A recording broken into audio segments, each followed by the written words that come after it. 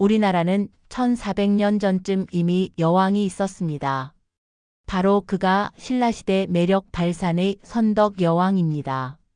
선덕여왕은 제위 632년에서 647년으로 신라 최초의 여왕이자 한국 역사상 처음으로 즉위한 여성 군주입니다. 그녀의 매력은 단순히 왕이라는 지위에 있는 것이 아니라 정치적 지혜와 개혁적인 리더십과 그리고 문화와 종교 발전에 대한 깊은 관심에서 비롯되었습니다. 따라서 우리나라는 동북아시아에서 최초로 여성 대통령을 배출한 나라입니다. 지금도 대통령이나 총리는 남자들이 독점하다시피 하고 있습니다. 세계에서 여성 지도자라고 하면 아무래도 시선이 쏠리는 것은 당연합니다. 오늘 이야기의 주인공은 신라의 매력적인 선덕여왕 이야기입니다.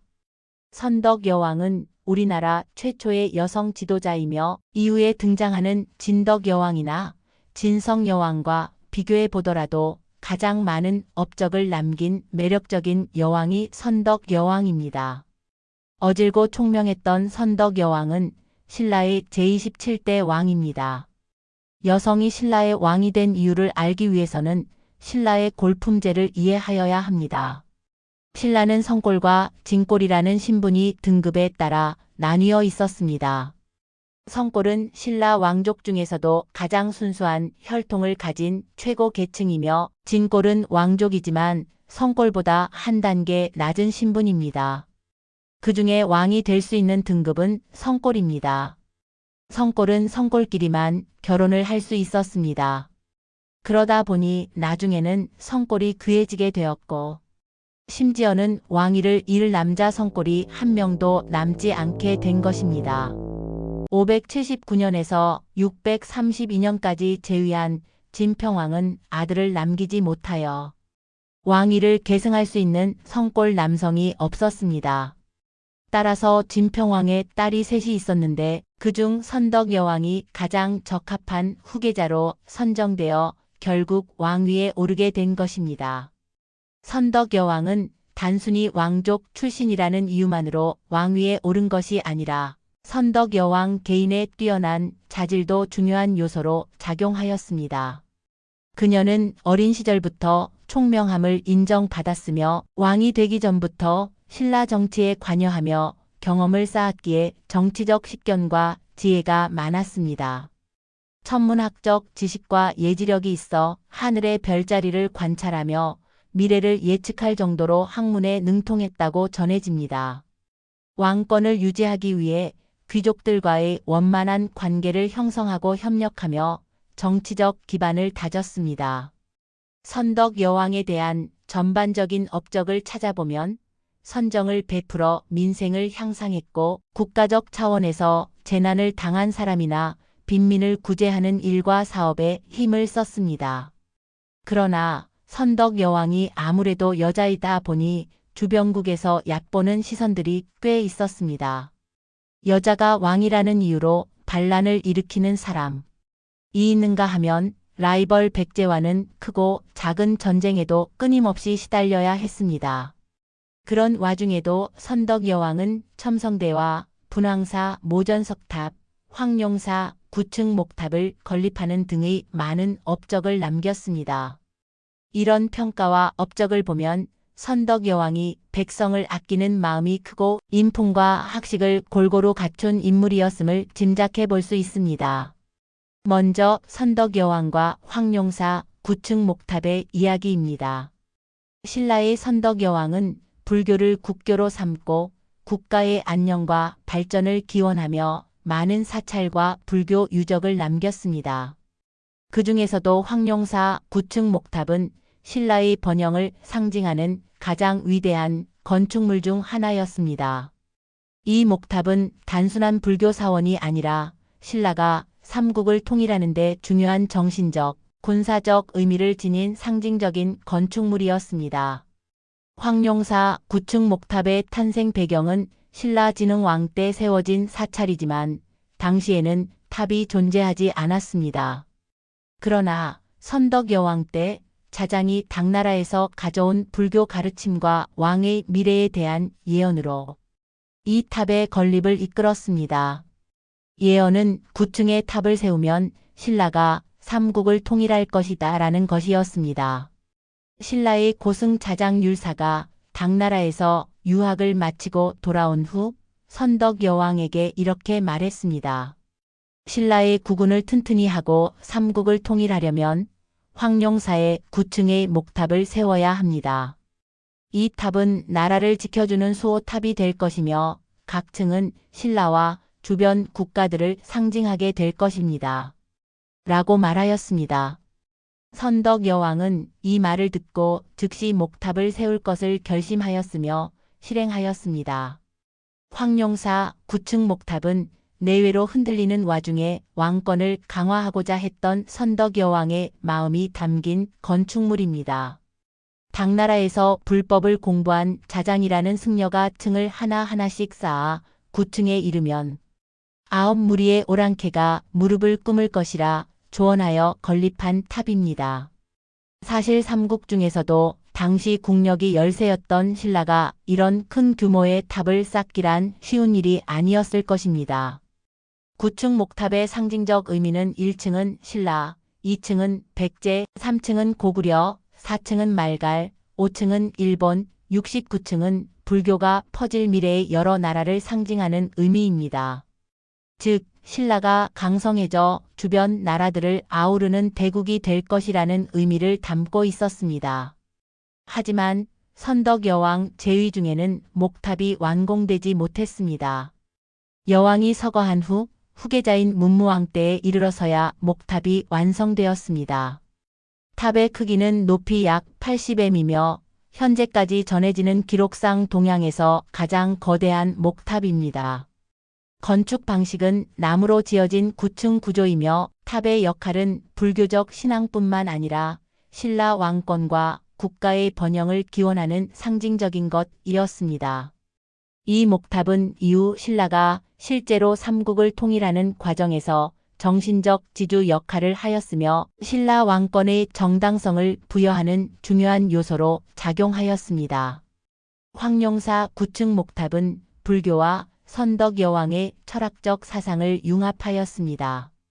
선덕 여왕은 생전에 국가의 안녕을 위해 불교를 적극적으로 장려했고 나라를 지키고 번영하게 하려면 신앙의 힘이 필요하다고 믿었습니다. 선덕 여왕은 직접 사찰을 세우고 불교의 가르침을 국가 통치에 활용하였습니다. 황룡사 9층 목탑 역시 이러한 선덕 여왕의 철학적 사상이 반영된 건축물이었습니다. 결국 그녀가 직접 완성하지는 못했지만 선덕 여왕의 뜻과 예언은 실현되었고 신라는 삼국을 통일하는 위대한 나라가 되었습니다. 그러나 이 거대한 황룡사 9층 목탑은 1238년 몽골의 침입으로 불타 사라졌습니다. 하지만 그 의미와 역사적 가치는 여전히 남아 있습니다. 현재 경주 황룡사지에는 기단과 일부 유적만 남아 있지만 선덕 여왕의 비전과 신라의 위대한 역사를 보여주는 중요한 유적으로 평가받고 있습니다. 선덕 여왕과 황룡사 9층 목탑은 신라의 국가적 정체성과 불교적 신앙이 융합된 대표적인 유산입니다. 선덕 여왕은 나라를 지키고 번영을 위해 불교를 장려하고 위대한 건축물들을 세웠습니다. 황룡사 9층 목탑은 단순한 사찰의 탑의 개념이 아닌 신라의 국운과 삼국 통일을 기원하는 신성한 탑이었습니다. 결국 신라는 이 정신을 이어받아 삼국 통일을 이루었고 황룡사 9층 목탑은 그 중심에서 중요한 역할을 하였습니다. 비록 지금은 사라졌지만 선덕 여왕의 철학적 사상과 불교의 융합으로 황룡사 9층 목탑의 의미는 여전히 신라 역사에서 빛을 발하고 있습니다. 첨성대 같은 경우도 보통 동양에서 가장 오래된 천재 관측 시설 정도로 알려져 있으나 그 구조를 살펴보면 하늘과 우주를 상징하는 형태로 구성된 것을 알 수가 있습니다. 따라서 단순히 하늘을 관찰했던 도구가 아니라 첨성대를 세워 천문을 연구하여 하늘의 뜻을 읽으려 하였습니다. 또한 우주의 힘을 빌려 왕권을 강화하고자 했던 선덕 여왕의 뜻이 반영된 건축물인 것입니다. 다음은 선덕 여왕과 분황사 모전석탑의 이야기입니다. 선덕 여왕은 불교를 국력 강화와 국가 안정을 위한 중요한 요소로 삼았던 지도자였습니다. 그녀가 남긴 대표적인 불교 유적 중 하나가 경주 분황사와 그 중심에 세워진 모전석탑입니다. 분황사의 창건 배경은 다음과 같습니다. 선덕 여왕은 나라를 보호하고 불교를 융성하게 하기 위해 분황사를 세웠다라고 전합니다. 분황사는 신라의 불교 문화가 꽃피던 시기에 선덕 여왕이 634년에 창건하였습니다. 선덕 여왕은 즉위 후 백제와 고구려의 침략이 계속되는 가운데 국가의 안정을 기원하며 사찰을 건립하기 시작했습니다. 불교를 통해 백성들의 결속을 다지고 나라의 안녕을 기원하려는 의도였습니다. 특히 분황사는 황룡사와 함께 신라 왕실이 후원한 중요한 사찰 중 하나였습니다. 이처럼 분황사는 국가의 수호사찰로 세워졌으며 선덕 여왕이 직접 후원하고 깊은 애정을 가진 사찰이었습니다. 분황사의 중심에는 모전석탑이라는 벽돌 모양의 석탑이 세워졌습니다. 원래는 9층 목탑으로 계획되었으나 화재와 훼손을 방지하기 위해 석탑 형태로 건립되었다고 전해집니다. 석재를 벽돌처럼 깎아서 쌓은 독특한 형식으로 신라에서 보기 드문 건축 양식입니다. 현재 남아있는 것은 3층이지만 원래는 더 높은 층이 있었을 것으로 추정되고 있습니다. 모전석탑은 신라 최초의 석탑이자 한국에서 가장 오래된 석탑 중 하나입니다. 분황사 모전석탑은 선덕 여왕의 향기와 지혜가 넘치는 여왕임을 가장 잘 보여주는 건축물입니다. 먼저 선덕 여왕과 분황사 모전석탑과 관련된 이야기입니다. 우선 분황사 모전석탑의 뜻을 풀어보면 분황사는 황제의 향기를 담은 사찰이라는 의미입니다. 모전석탑은 벽돌을 모방한 석탑이라는 것입니다. 벽돌은 원래 모래로 만드는 것인데 경주는 벽돌을 만들 모래가 많지 않았고 집안 자체가 화강암이었습니다. 탑은 쌓아야겠는데 벽돌을 만들 수가 없어 안산암을 직육면체 벽돌 모양으로 깎고 여기에 화강암을 덧대 쌓았기 때문에 벽돌을 모방한 석탑이라고 하여 모전석탑이라고 이름을 붙인 것이라고 합니다. 다음은 선덕 여왕과 분황사에 있는 연못의 전설 이야기입니다. 선덕 여왕이 세상을 떠나기 전에 자신의 죽음을 예감하고 신하들에게 이렇게 말했습니다. 내가 죽으면 나라를 보호하기 위해 용이 되어 분황사 연못에 머무를 것이다. 라고 말하였습니다. 선덕 여왕이 사망한 후 실제로 분황사 연못에서 용 한 마리가 나타났다고 전해집니다. 이후 신라가 전쟁이나 재난을 겪을 때 이 용이 구름을 몰고 와 비를 내려주거나 적군을 물리쳤다는 전설이 전해지고 있습니다. 이 이야기는 선덕 여왕이 단순한 군주가 아니라 신성한 존재로 승화되어 나라를 보호하는 존재가 되었다는 신라인들의 믿음을 반영한 것입니다. 이처럼 분황사는 선덕 여왕의 정신이 깃든 곳이자 신라 왕실과 백성들에게 신성한 의미를 가진 장소가 되었습니다. 다음은 분황사는 원효대사의 수행처입니다. 분황사에서 원효대사가 화엄종의 사상을 닦았다. 라고 전합니다.